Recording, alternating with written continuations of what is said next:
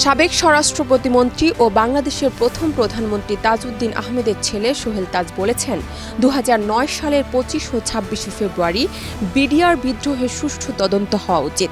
ভবিষ্যৎ পুনঃতদন্ত হলে নিজের অভিজ্ঞতা ও পর্যবেক্ষণগুলো বলতে চান তিনি। বৃহস্পতিবার বিকেলে নিজের ভেরিফাইড ফেসবুক পেজে তিনি এসব কথা বলেন। সোহেল তাজ লিখেছেন, সত্য বলার সময় এসেছে। সত্যই হচ্ছে সবচেয়ে বড় শক্তি।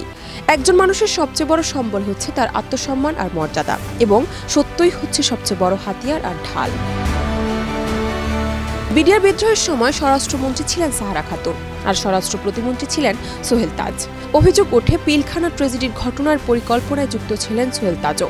যদিও সোহেল তাজের পক্ষ থেকে দাবি করা হয় ঘটনার সময় তিনি দেশের বাইরে ছিলেন। পিলখানা ট্র্যাজেডির ঘটনায় তাকে নিয়ে অপপ্রচার চালানো হচ্ছে দাবি করে সোহেল তাজ লেখেন, আপনারা যারা জেনে না জেনে বা বুঝে না বুঝে কোনো প্রমাণ ছাড়াই আমাকে নিয়ে পিলখানা হত্যাযজ্ঞের সঙ্গে জড়িত থাকার মিথ্যা অপপ্রচার করছেন, তাদের উদ্দেশ্যে বলবো এই কাজটা ঠিক না। তাজউদ্দিন পুত্র আরও লেখেন, আমিও বাংলাদেশের সব বিবেকবান মানুষের মতো হতভম্ব হয়েছিলাম, স্তম্ভিত হয়েছিলাম। আমিও মানসিকভাবে মর্মাহত হয়েছিলাম। আমিও সত্য জানতে চাই এবং সুষ্ঠু তদন্ত চাই। ভবিষ্যৎ পুরো তদন্ত হলে আমার অভিজ্ঞতা এবং পর্যবেক্ষণগুলো বলতে চাই। উল্লেখ্য, বিডিআর বিদ্রোহের ঘটনায় ৫৭ জন সেনা কর্মকর্তা সহ ৭৪ জন নিহত হন।